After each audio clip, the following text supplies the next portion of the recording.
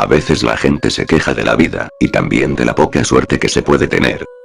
Pero mientras muchos lamentan su suerte desde su cama, sillón o escritorio, otras personas sí que están viviendo en carne propia la mala suerte de vivir un verdadero infierno.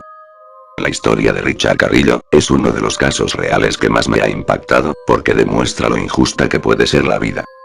Richard Carrillo fue un ciudadano de origen peruano que fue acusado, en Venezuela, de ser un violador en serie. A los 3 días de su reclusión es violado y linchado por sus compañeros de celda, pero al mes se comprueba que era inocente. En la red, anda circulando desde hace mucho un vídeo, donde se ve el verdadero infierno que vive un hombre, es violado por varios sujetos, y se muestra el claro sufrimiento del individuo.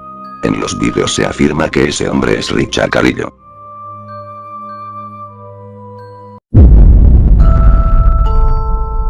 El 1 de diciembre del 2006, los diarios de Maracaibo publicaban en sus columnas, el asesinato de un hombre recién encarcelado. Este había sido asesinado por sus compañeros de celda. Los periodistas no escatimaron detalles. Boca abajo y con un cuchillo clavado en el ano, tras una golpiza en donde fue violado reiteradas veces y con los intestinos al aire, el cuerpo de Richard Carrillo fue encontrado sin vida por las autoridades, en la celda 2A, del pabellón C, del retén El Marité.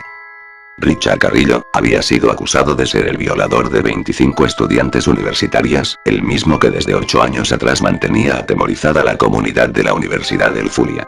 Pero en las vertiginosas 72 horas que mediaron entre el arresto de Carrillo y su muerte, las autoridades no tomaron en cuenta las declaraciones a su favor de sus vecinos en el barrio Ciruma, las irregularidades que rodearon a su aprehensión, o la falta de pruebas que vincularan al acusado con sus víctimas.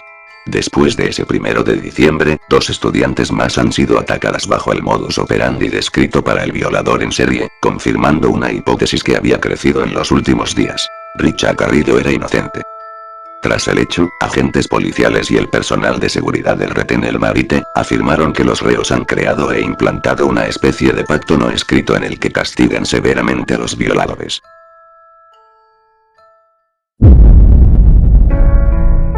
Richard Carrillo nació en Lima, Perú, hace 35 años, hijo de una familia de 4 hermanos. Su padre, Leoncio Carrillo Zavala, emigró a Venezuela en la década de los 70. Década y media después, la familia vuelve a reunirse, sumando 6 miembros más.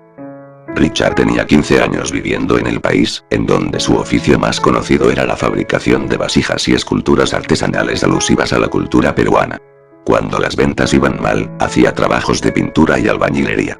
A mediados del 2005 pausa su vida sedentaria y se muda a Maracaibo, ocupando un inmueble del callejón Mara, del barrio Ciruma.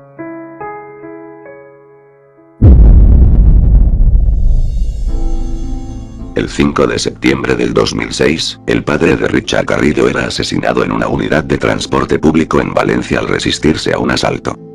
Luego Richard Carrillo fue detenido acusado de ser un violador en serie. Al enterarse de la detención del peruano, su comunidad no dudó en expresar su solidaridad y manifestarse ante los medios. Heidi Morales, quien lo conocía desde su llegada al barrio, afirmó Richard no era ningún violador. Era un hombre sano, tranquilo y trabajador. No le faltaba el respeto a ninguna mujer y tampoco se le veía cara de sádico.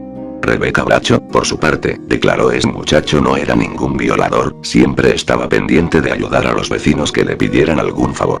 Cuando los periodistas se acercaron al barrio Ciruma para averiguar quién era Carrillo, alrededor de 50 personas salieron de sus casas para atestiguar a su favor. La versión de la Policía Municipal de Maracaibo afirmó lo siguiente: que Carrillo fue detenido en las inmediaciones de la Universidad del Zulia a las 11 de la mañana del 25 de noviembre.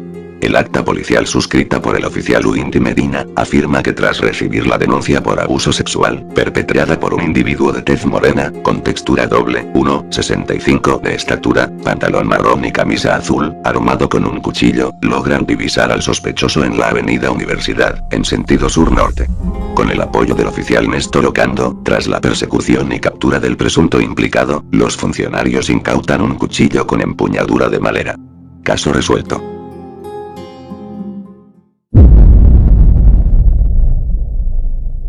Ya escuchamos la versión policial, pero, una comunicación firmada por 125 habitantes del barrio Zaruma, desmiente la versión policial. En horas de la tarde de ese 25 de noviembre, el suelo de la comunidad fue transitado por 2 patrullas policiales, una de las cuales con 3 mujeres a bordo intentando identificar al responsable de la agresión sexual. Richard Carrillo almorzaba en casa de Isabel Labarca, y al escuchar el alboroto, se suma a la muchedumbre que preguntaba las razones de la razzia en el barrio. De la oscuridad y los llantos, una mano lo señala. Entre empujones y resistencia por parte de los vecinos, Carrillo es detenido y trasladado a la comisaría.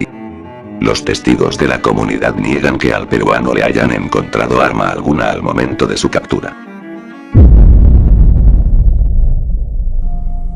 Un día después, las autoridades organizan una rueda de prensa para presentar a los medios al violador de las estudiantes universitarias.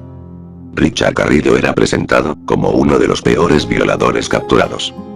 El comisario Nelson Acurero explica, asediado por las grabadoras, que el violador poseía 2 cómplices que lo trasladaban a los sitios donde seleccionaba a sus víctimas.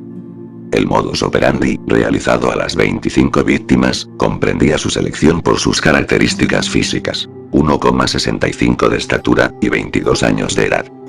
No es necesario ser un fanático de la serie SCI para percatarse lo que los familiares notan con estupor, como el comisario manipula el cuchillo, la evidencia principal, sin ninguna protección, contaminando la evidencia. El diario Panorama publica la noticia dedicando 2 de los 12 párrafos a las protestas de los vecinos y familiares. Cuando deciden visitar la redacción del rotativo más importante de la región para ejercer su derecho a réplica, la respuesta es el silencio. Así fue como la sentencia de muerte comienza a configurarse.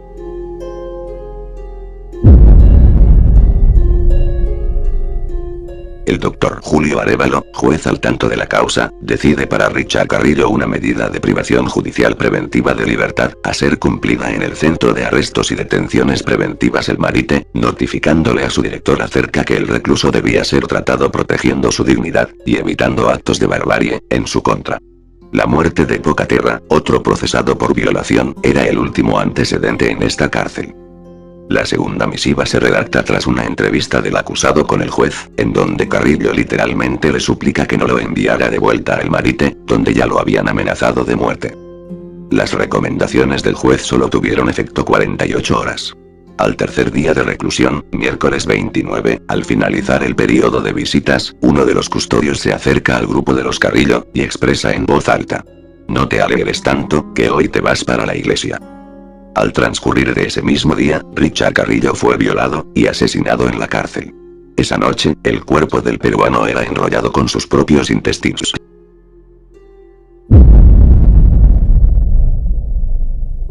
Las lamentables fotos de los medios de ese 1 de diciembre muestra a un Richard Carrillo ataviado con una camisa azul, con el rostro ladeado hacia su izquierda, y los ojos semiabiertos mirando hacia la cámara.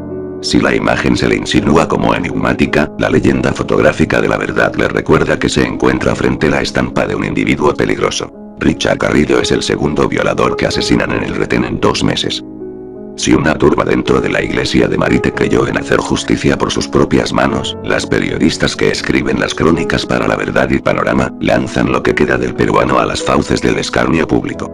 El primero tituló: «Asesinan a violador de puñalada en el ano». Panorama, por su parte, describe los hechos con una lógica que casi convierte un linchamiento en un acto de justicia poética. Presos de El Marite estrangularon a violador de estudiantes universitarias.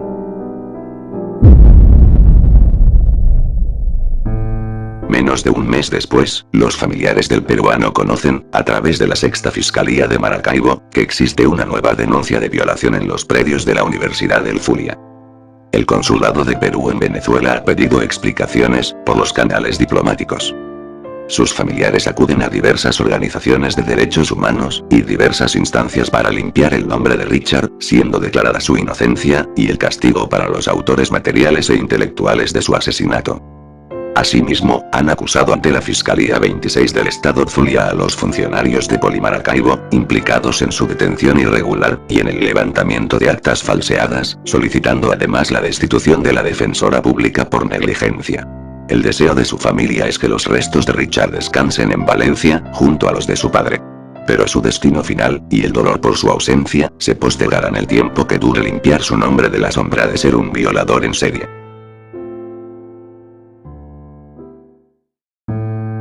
Sé que muchos quedaron indignados al escuchar esta historia igual que yo, lamentablemente los causantes del hecho no fueron ajusticiados como debió de haber sido.